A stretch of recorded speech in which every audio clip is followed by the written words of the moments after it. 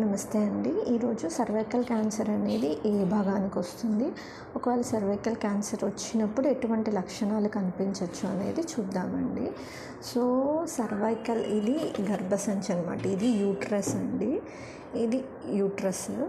So దీనికి fundus, body, cervix అని ఉంటుందన్నమాట. ఇది సర్విక్స్.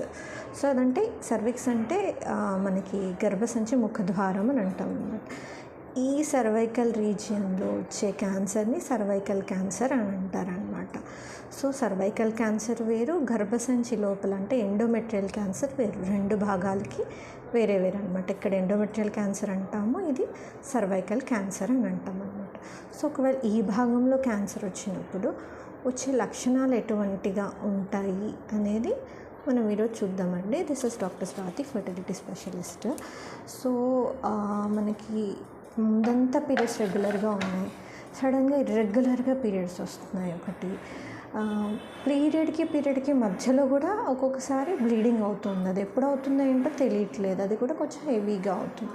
అలా ఉన్నా అండ్ అంటే హస్బెండ్తో సెక్స్లో పాల్గొన్న తర్వాత బ్లీడింగ్ అవుతూ ఉన్నా, లేదా ఎక్సెసివ్గా వైట్ డిశ్చార్జ్ అవుతుంది, లేదా వైట్ రెడ్ అంటే బ్లడ్తో మిక్స్డ్గా వచ్చి అఫెన్సివ్గా స్మెల్ వస్తుంది, వాసన వస్తూ ఉంది, అలా ఏదైనా ఉన్నా మనకి ఇవన్నీ సిమ్టమ్స్ అనమాట. ఒక్కొక్కసారి అంటే పోస్ట్ మెనోపాజ్ అంటే పెద్ద వయసులో ఉన్న వాళ్ళకి ముట్లు ఆగిపోయి ఉంటాయి ఆల్రెడీ. ముట్లు ఆగిపోయిన తర్వాత మళ్ళీ బ్లీడింగ్ స్టార్ట్ అవుతుంది. లేదా మీరు దగ్గరలో ఉన్నారు మెనోపాజ్కి, 6 months బ్లీడింగ్ ఆగిపోయింది, 6 months తర్వాత మళ్ళీ బ్లీడింగ్ స్టార్ట్ అయింది. ఇటువంటి లక్షణాలు ఎలా ఉన్నా కంపల్సరీ ఒకసారి వెళ్ళి గైనకాలజిస్ట్ని కన్సల్ట్ అయితే వాళ్ళు టెస్ట్, స్కానింగ్ అన్నీ చేస్తారనమాట. సో అన్నీ చేసి అవసరాన్ని బట్టి, కండిషన్ని బట్టి ఎటువంటి ట్రీట్మెంట్ సజెస్ట్ చేస్తారు అనేది చెప్తారు. సో ఇలాంటి ఫీచర్స్ వేరే వేరే కండిషన్స్లో కూడా మనకు కనిపించవచ్చు అనమాట. ఇప్పుడు పీసీఓడి ఉన్న వాళ్ళకి రెగ్యులర్ పీరియడ్స్ ఉండొచ్చు. ఒక్కొక్కసారి గర్భసంచి ద్వారానికి చిన్న పుండు ఉంటుంది, అప్పుడు కూడా భార్యాభర్త కలిసిన తర్వాత బ్లీడింగ్ కనిపించవచ్చు.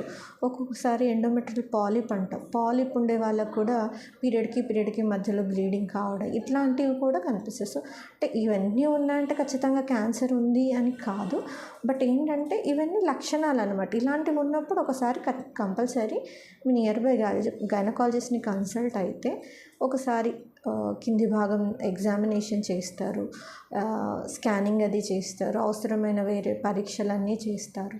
దాన్ని బట్టి మనం వ్యాధిని ఏ స్టేజ్లో ఉందా లేదా అనేది తెలుస్తుంది, ఏ స్టేజ్లో ఉంది, ఎటువంటి ట్రీట్మెంట్ తీసుకోవాలనేది కూడా మనకి అర్థమవుతుంది అనమాట.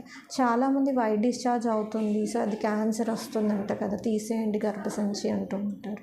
సో ప్రతి వైట్ డిశ్చార్జ్కి క్యాన్సర్ వస్తుంది అని కాదు, అండ్ గర్భసంచి తీయించుకోవాలని కాదు. సో ఒకసారి స్క్రీనింగ్ చేయించుకుంటే మనకు ఐడియా వస్తుంది, అది ఏదైనా ప్రాబ్లం ఉందా, ఇన్ఫెక్షన్ ఉందా, ఇన్ఫ్లమేషన్ ఉందా, లేదా లీజన్ ఉందా అనేది తెలుస్తుంది అనమాట. సో స్క్రీనింగ్ చేయించుకోవడం మనకి ముఖ్యం అన్నమాట. సో ఎటువంటి సిమ్టమ్స్ ఉన్నా ఫస్ట్ నియర్ బై గైనకాలజిస్ట్ని కన్సల్ట్ అయితే వాళ్ళు మిమ్మల్ని ప్రాపర్గా గైడ్ చేస్తారన్నమాట. థ్యాంక్ యూ అండి. Thank you all for watching.